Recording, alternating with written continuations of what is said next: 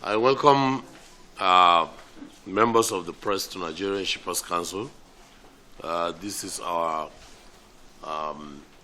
Abuja liaison office. I must start by extending the appreciation of Nigerian Shippers Council to the media in Abuja for extensive coverage of not only Federal Ministry of Transportation, but also the activities of Nigerian Shippers Council. Every day you open a page or you listen to television or radio, there's always one or two items concerning the activities of Nigerian Shippers Council.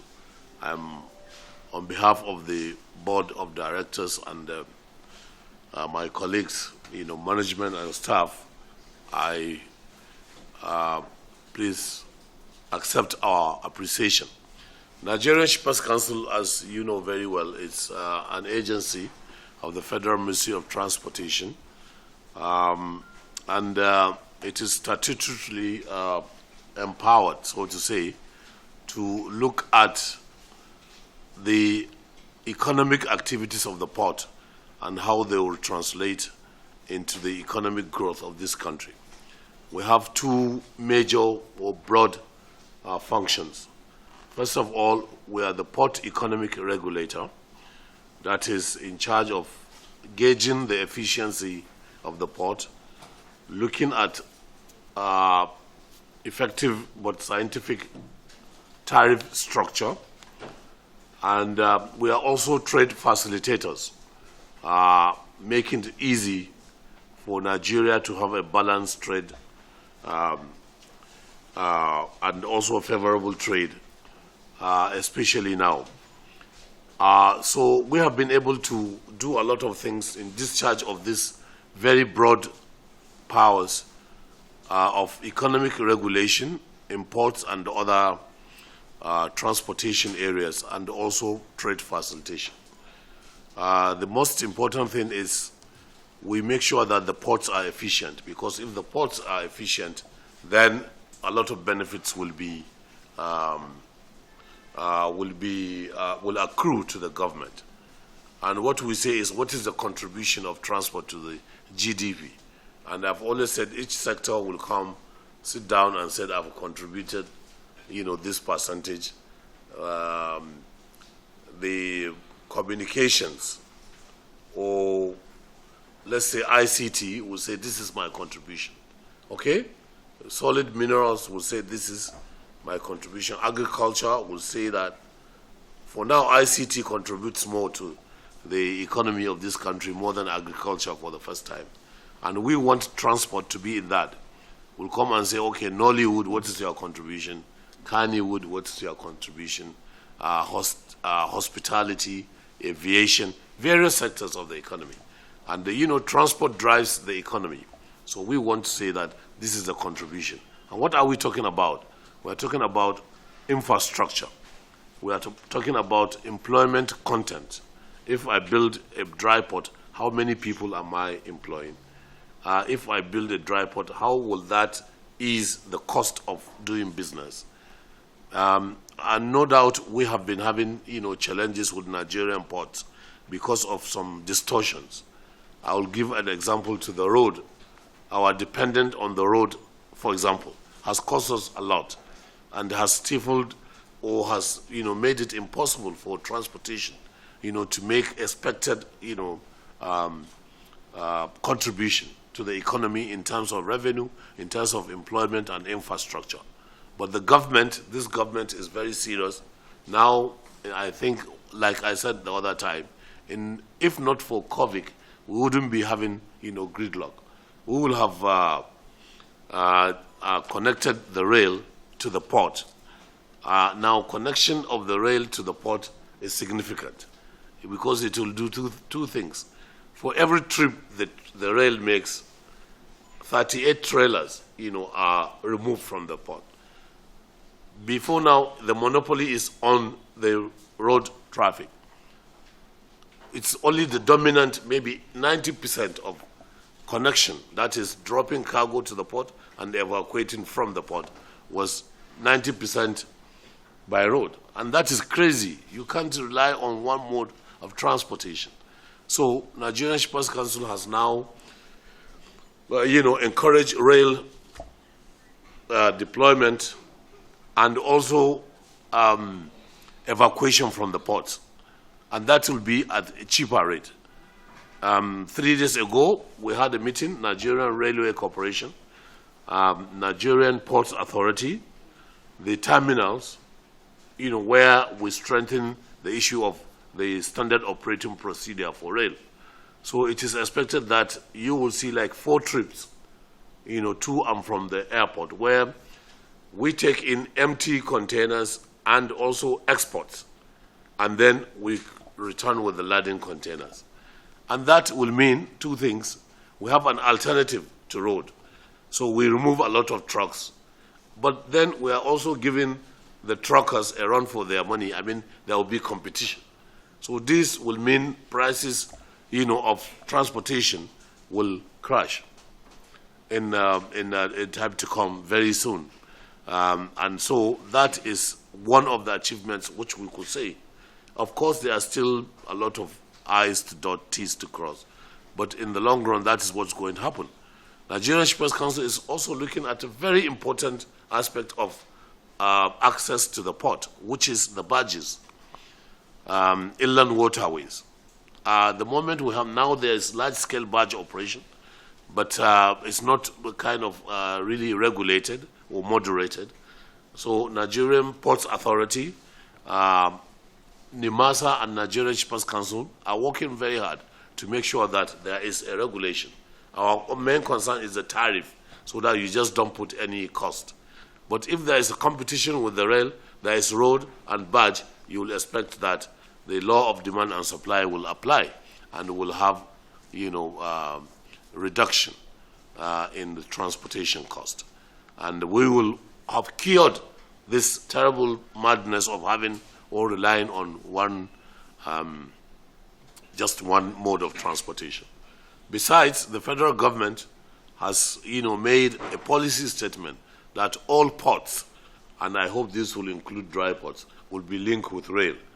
As I've said, if not for COVID, the Chinese will have linked not only Apapa but Tinkan with rail.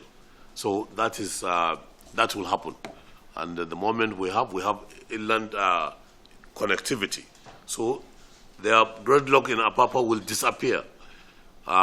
That is apart from infrastructural efforts the federal government has made. There are 3 important roads, and they are all nearing completion. Liverpool Creek Road and the Tinkan Island Mile 2 Road. In fact, Liverpool has been completed. So this is a major artery, Creek Road from the ports. And we have the Mile 2, then this will be cured. Although it is not what do you call it? It is just not the road for traffic management. You need to put modern traffic management. That is a call-up system, which is being developed electronically by Nigerian Ports Authority and other stakeholders. So I'm letting you to know that this thing will really disappear and will come to reason. There are hikes. So when people talk about cost of doing business in the port, most of it is transportation, because Nigerian Shippers Council has made it impossible for shipping companies, at least, to bring out arbitrary or unilateral charges. There has never been any charge. For as long as I remember, we have known what the charges are, and there have never been introduction of new ones or hike in those that we are operating. So, but when people come, a lot of things happen. Now, another thing which is we Shippers Council has been on is to make customs change the way of clearance of cargo. Because of lack of scanners, the cargo is cleared after 100% physical examination. Now, this is a primitive way of doing things, and it causes so much delay. So what scanners will be redeployed very soon.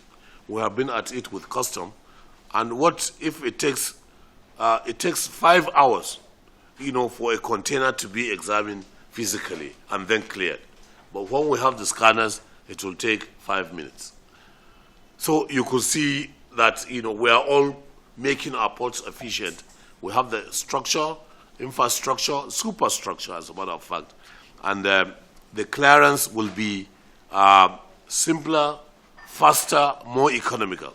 In fact, because of the COVID, why will people examine things, physically? But even more important is the agencies, under the Federal Ministry of Transportation have come together to look at problems. Even though we work together, there will be a time when we should have, a kind of peer review groups, review of our activities.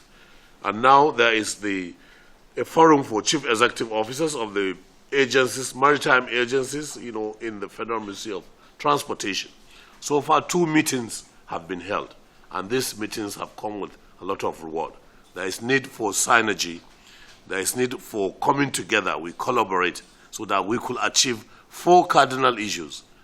Number one, we are aiming at, first of all, digitalization of the port. We are talking about smart port. We are talking about contactless port or paperless port. These are ports where all transactions or most transactions are done online. What happened in Nigeria is people go to the ports for almost everything, and that is not a sign of efficiency. Our ports have become refuge for anybody just to go there. That is not acceptable. People come, and when there is physical contact, once people, do that, there will be tendency of delays, tendencies of corruption. And what we want to do now, we have examined, let's say averagely we are about how many percentage, the regulations? 69 for digital. Digital, 69% of transactions are done digitally, but that's not acceptable.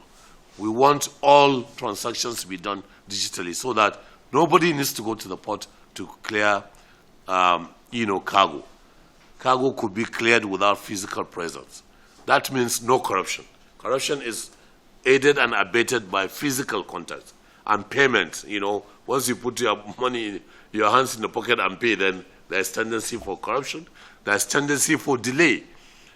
So we want, together with other agencies, digitalize the port. And we said by first quarter of next year, we will have gone to about 85%, in digitalization.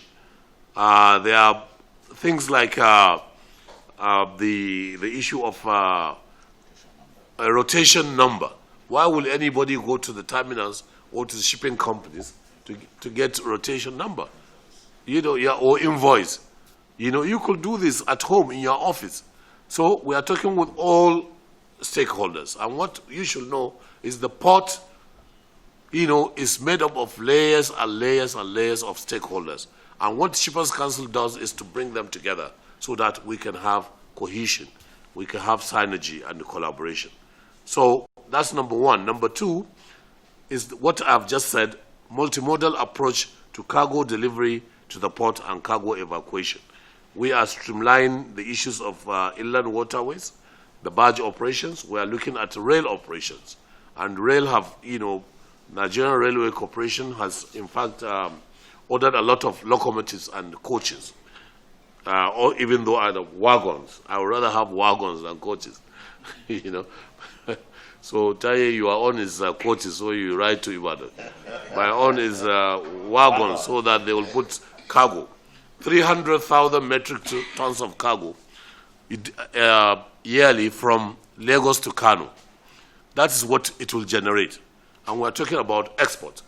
So we want to have, multimodal approach. To a modern port is a port that has multimodal, access. Right now, we don't have access. Exporters don't have unfettered access to the port, and that is worrying. We should have, exports going to the port. Shippers Council has done a lot, and I think there is an ease, in that program now. people have access to the port, but we could do more. So when we have barges taking export, we have rail taking export, and then by road, by trucks, that means we are increasing our export. That means our export will not stay for more than 2 or 3 months, and thereby degrading, the quality, of the export. So that's what we are doing, and I think we are on the perimeter of getting things, right. So that's the second one. The third one is 24-hour, port operations. We said the airports work 24/7 at any time. Planes are landing and taking off. Airport is also a port, so also a seaport. So if we had 24-hour port operations, we wouldn't mean having congestion, because what happened is our ports are diurnal. Diurnal is, is opposite nocturnal. Nocturnal is night. Diurnal is daytime. So our ports are diurnal.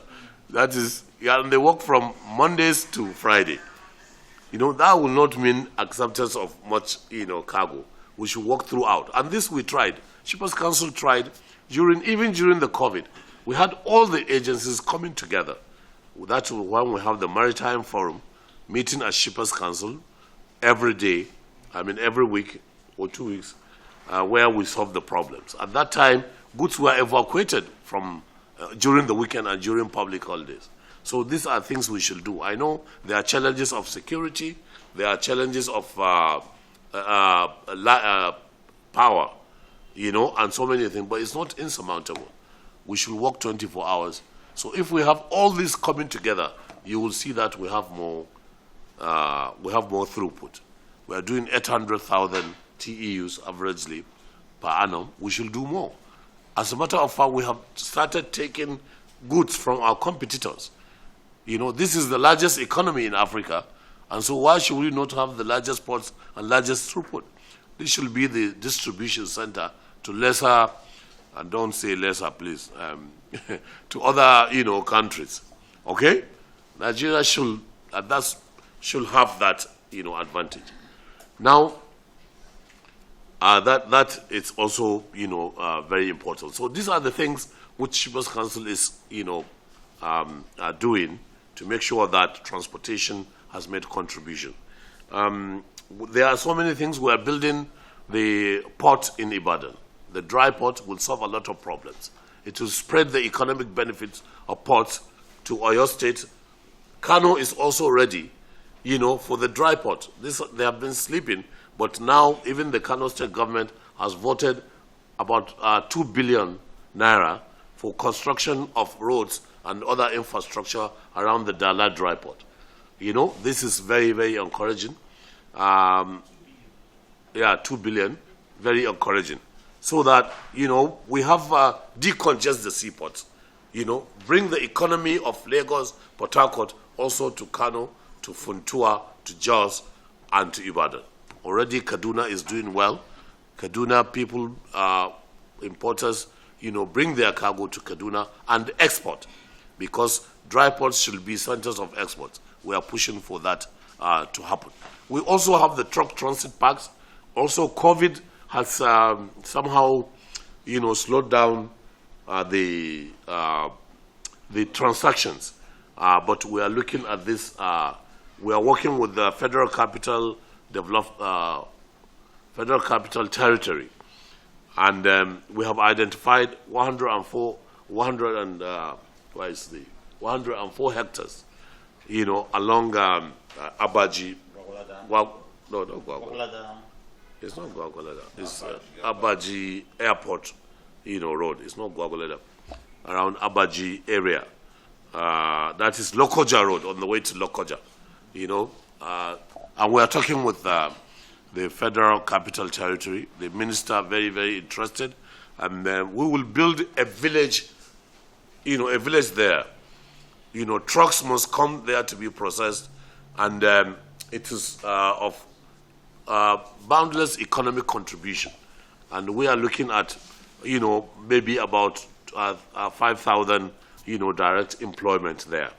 because a truck transit park will consist of, hotels, hostels, restaurants, chain restaurants, repair, garages, and even, housing estates and many other things. It's not only for trucks, but even people going to the airport could, could have hotels there, and then they can come to the airport. So this will be generate a revenue stream for the Abaji local government, for FCT itself, for the federal government. We are working, with the ICRC to develop a concept that will deliver this truck transit park, very soon. I don't know what I have missed. Yes, you are aware also. We have border information centers at the border of some border towns. Like we have one in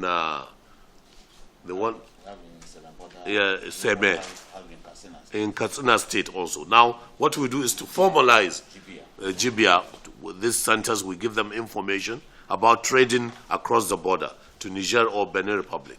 Most of the trading is done informally, and government loses revenue. But if we channel it, we give information. We make access to markets in the neighboring countries. I think we will bring issues into the net, tax net, as we call it, and other things. The cost reduction also were on it. Most of you are aware that there were attempts to hike what they call peak season surcharges, where the container coming to Nigeria or some ports in Nigeria will cost about $1,000 to $1,500. We have worked with the organized private sector and many other, shippers, big-time shippers, Dangote Industries Limited, what do you call the pharmaceutical companies? Promicido, the Chamber of Commerce, Manufacturer Association of Nigeria, and many other private sector to make sure that this does not happen. We are still on it, because if we are to pay $1,000 for every container coming here, that means our economy will be massively affected and negatively. But Shippers Council, working internationally with Union of African Shippers Council, with the Global Shippers Forum, is trying to stop that tide. And I have been told that some companies are already reversing, that order. So that is also a major achievement. I think, many things will come out of the question if I miss anything. Thank you very much. Nigerian Shippers Council is cooperating. Custom has already briefed us and even told us to upgrade our system so that it will be integrated, into the custom system. What e-custom does is, according to World Custom Organization, specification and standardization. Maximum delay in checking, cargo clearance, tariffs, that, are standard, and openness. You want to make a transaction, you want to buy a car from Belgium, 1990, the custom duty is already there for you to pay, and you don't need to go there to do transactions. A lot of things which will abridge the custom processes and procedures in this. This modernization of the custom, and Nigerian Shippers Council is already aware of this development. On the cabotage issue and the barge operations, we know cabotage is to bring local people into trade in what is called brown water or brown waters. As you know, brown waters is the one in the coastal. It's muddy and brown, except from the blue waters of the high seas. We ought to have indigenous people having to run this kind of things. We can't allow foreigners to come and also do that. It happens in country. In America, the Jones Act prohibits foreigners from, carrying business within their internal waters or brown waters. So it's been reviewed, the Cabotage Act. The NIMASA is working seriously on that. All of us were involved in the first, the Cabotage Act, actively. But the whole thing is we need to have ships or crafts that are built in Nigeria, that are owned by Nigerians, and they are crewed, by Nigerians. So we give our own people share of that. And I think the barge operation, it will come down to the barge operation. Should not be just anybody, any commerce. There must be moderation. And as I've told you, Ports Authority, the Master Shippers Council are working, on this moderation or regulation of port or the barge operation to bring it within the Cabotage Act. On the bio said containers come laden, but they leave empty, which is, this is what I said. All of you are now experts, because this is a sad commentary.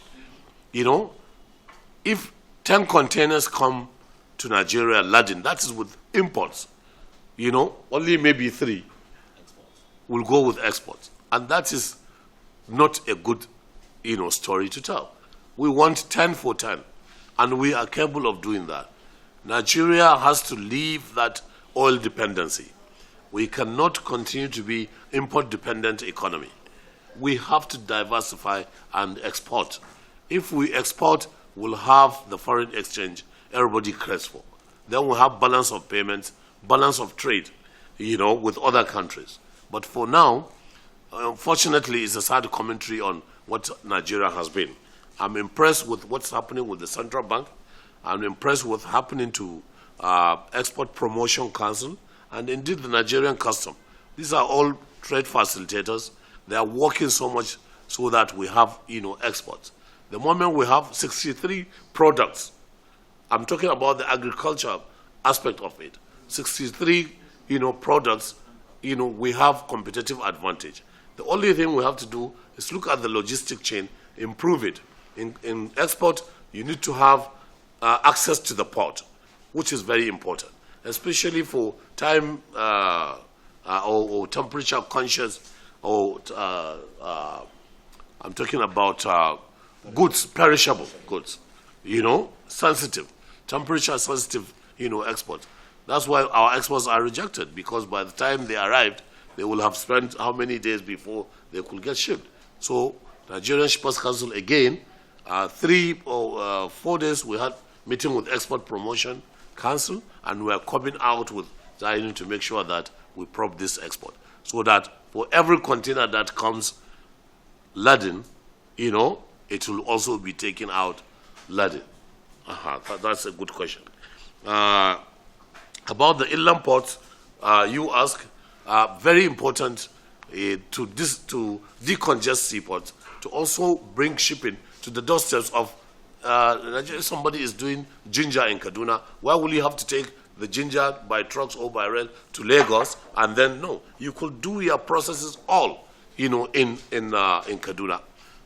So the dry ports are very important, economic importance. The Kaduna one is doing well, again, affected by COVID, affected by lack of capacity by the Nigerian Railway Corporation. But now things are getting back again, and we will have. Kaduna, Ibadan dry port is $100 million project. We are negotiating, ICRC and all the Ministry of Finance, Ministry of Justice. We have done the first phase of negotiation. Second will start very soon.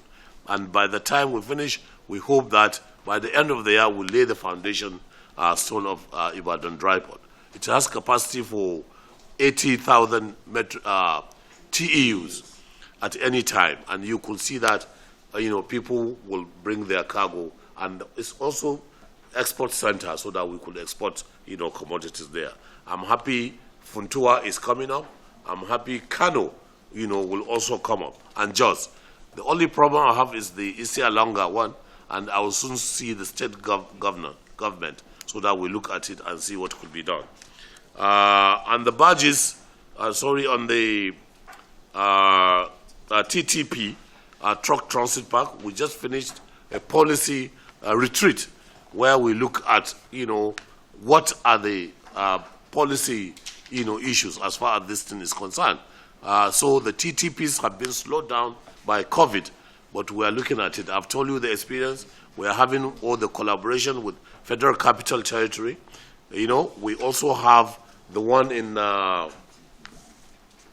we also have what you call the one in Lokoja.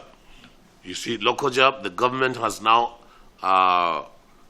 agreed to pay compensation. So it will soon go, it will soon be advertised, you know. And then we're looking at the one in Enugu at Ubulafo, you know, which is also, but for the COVID, we even advertised, but at that time, you know, people were just not, you know, so we are looking at this and we'll